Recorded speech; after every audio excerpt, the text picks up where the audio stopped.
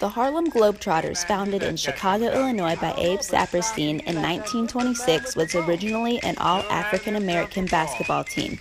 This was to give blacks opportunities that the country at the time wasn't giving them due to segregation. The NBA at this time was an all-white league.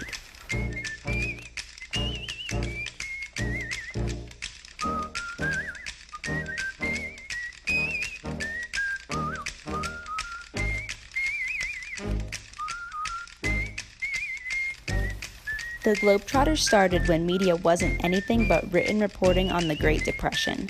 Their media presence reached a height during the 1970s when CBS aired a production of cartoons called The Harlem Globetrotter Show. Later, The Harlem Globetrotter Popcorn Machine Show, and with Globetrotter appearances on Scooby-Doo. President Gerald Ford called them America's ambassadors of goodwill. In the 80s, they were given a star on the Hollywood Walk of Fame, and the Smithsonian Institute's National Museum of American Social History opened a permanent exhibit honoring them.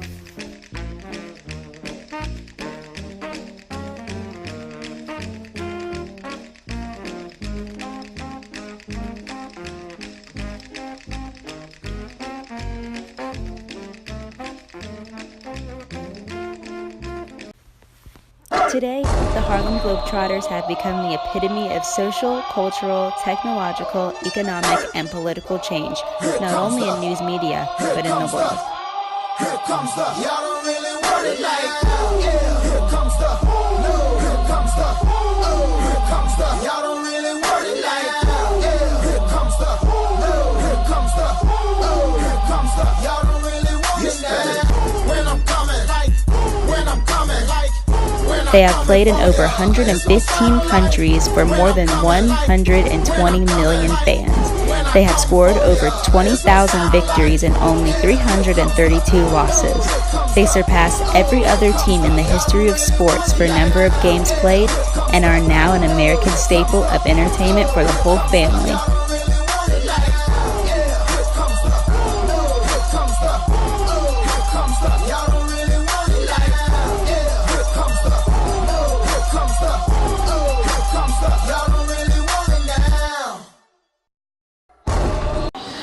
Jackson with GSU TV, and I'm here with Harlem Globetrotters player Scooter. So Scooter, when did you first become interested in basketball? I've been playing ball since I was 5 years old. So I played soccer, ran track, but basketball was my passion. Always your passion, and you broke a world record. So can you tell us a little bit about that? Yeah, I had the opportunity of breaking the world record of the longest duration spinning the basketball on my nose at 7.7 seconds. And some people look at me and say, 7 seconds is not that long, so I go like this. You try it. Can you show us a little something? I would, but I don't want to give away the magic for the fans and stuff. So. Right. And where did you play ball in college? I went to University of Montana in Missoula. So go Grizzlies. I've only been back there once as a Globetrotter. So hopefully next year the schedule might change. I might have a chance to go out there. Right, and how did you get on the Harlem Globetrotters? How did you get here? Before the Globetrotters, I was actually an assistant video coordinator and a practice player for the Phoenix Suns, and I didn't know that the Globetrotters' home base was out of Phoenix. So we used to run pickup games on the weekend all the time. They actually saw me play and then invited me to the camp, and I've been with the team for 12 years now. So they found you. Yeah, they found me.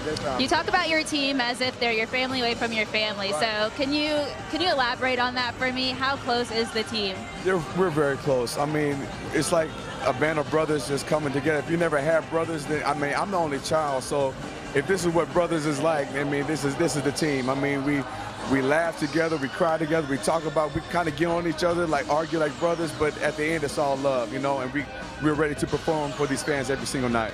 And you've been on shows such as The Bachelorette and GAC's Top 20 Countdown. So what did you do on those shows, and how is that different from being live in front of millions of people? Well, I tell Bachelorette was a little bit different. It wasn't like I was the only one on there. I had my teammates, and we were the obstacle course for the guys on that day. So whoever played well against us won the date with her that night. So that's how it happened. It wasn't just me by myself. I know I get a lot of rap for that, though. Yeah. But it was fun. It was fun. Awesome. And what advice would you give to young children who want to be like you and play ball like you one day? I always stress to stay in school, get your education, to have a vision. You have to have a passion about something in life. whatever your passion is, put a lot of effort into it. Because I always tell kids that, you know, I gave 100% effort in basketball and I failed. I gave 110% effort and I failed. I can't count how many times I failed in basketball. But if you just keep trying, it'll happen for you. And last but not least, always have a good attitude because you never know who you're talking to. And what's next for you?